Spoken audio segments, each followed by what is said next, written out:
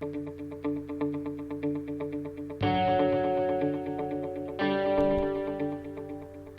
everybody, and welcome back to Pre-Law Talk. My name is Joshua Garlick, and I'm a current BYU Idaho communications student who will soon be applying to law school. I created this podcast in order to inform law students about important topics such as the LSAT, the application process, law schools, and to give some advice. So now we're done with part 1, which was the LSAT. If you haven't heard it, you can go back to week 1 and listen up till now.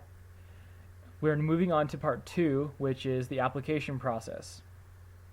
We'll be talking about some important topics, which include lsac.org, resumes, experience, letters of recommendation, addendums, fee waivers, and some additional topics. Today we'll be talking about specifically lsac.org. We'll first be talking about the LSAT, second CAS, and third CRS. This is all things that the Law School Admission Council put out to help us to apply to law school. So let's get started.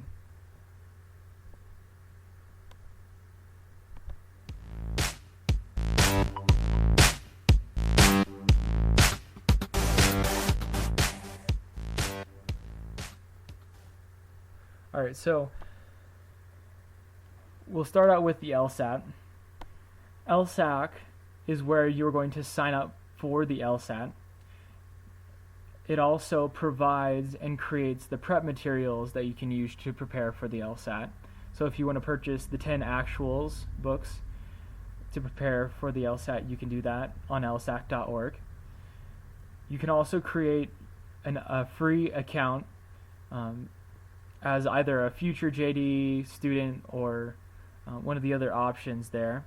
It is free, and a little tip that I'd like to give you is it'll give you the option to check a box to send your information to law schools, and I suggest that you check that box so that you can get information from law schools, and we'll talk a little bit more about why in just a moment.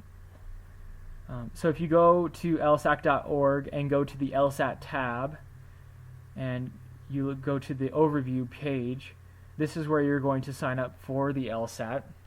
They also provide a free sample LSAT. If you'd like to take a free LSAT, you can do that there, print that off. As well as you can look at the important dates when the LSAT is being administered and when the deadlines are to apply for the LSAT. This is important to note because the regular price for the LSAT is $180. If you apply within the late registration, you get to pay an additional $90. Lucky you. If you decide to change the date of your LSAT, you get to pay an additional $90. And if you want to get a refund, you will only receive $50 back. So you don't pay $50, you get $50 back of your $180. Or if you paid with a late fee, then it's like $220.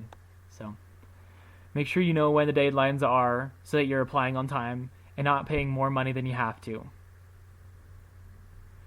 You can also or use testing accommodations, and it's important to note that deadline as well. So if you need accommodations, there is a deadline. Funny story, whenever I broke my arm, it was 10 days before the LSAT, and obviously the testing accommodations deadline had passed a while ago, and so they could not accommodate my broken arm. So I took it with my left hand. I am not left-handed. Something else important to note about the LSAT is that you can cancel your score within 6 days.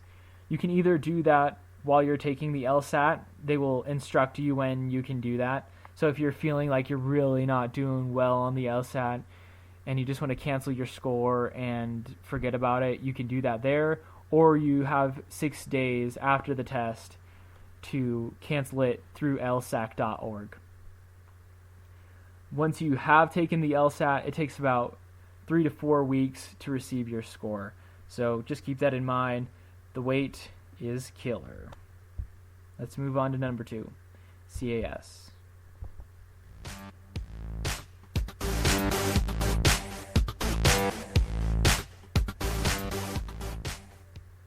Alright, so CAS stands for Credential Assembly Service. This is another service that LSAC requires you to use to apply to law school. So what they do is, or what the CAS does, is it assembles your application package, such as your resume, your transcripts, your letters of recommendation, your LSAT score and writing sample, etc., your addendum, whatever else you have.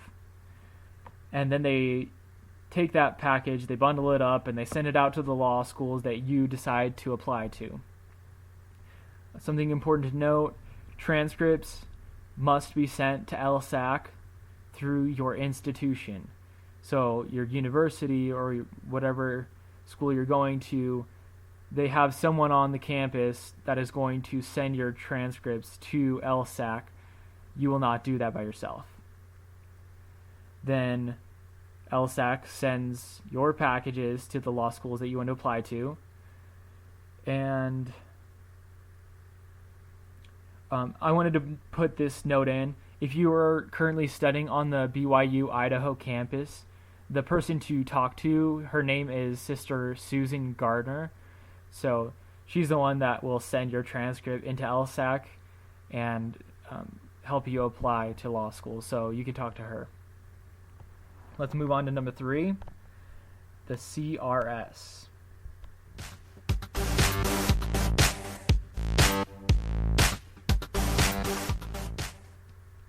So the CRS, or Candidate Referral Service, is simply what I've talked about, the way that LSAC sends your information to law schools. So within the system of LSAC are all ABA-approved law schools.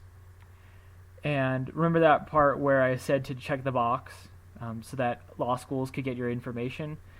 Well, they will begin to send you emails before and after you take the LSAT. And within those emails, often are application fee waivers.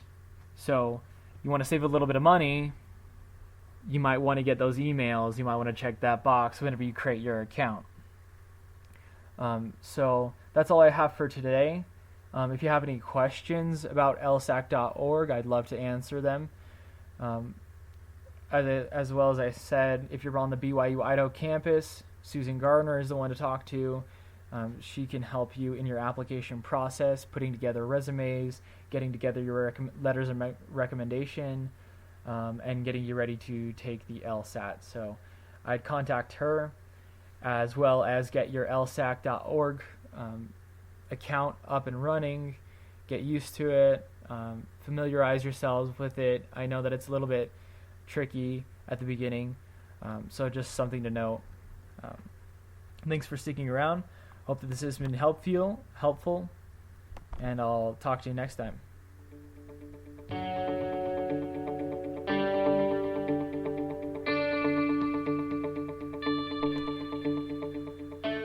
Special shout out to bensounds.com. Thank you, Ben Sounds, for all this free royalty-free music. See ya.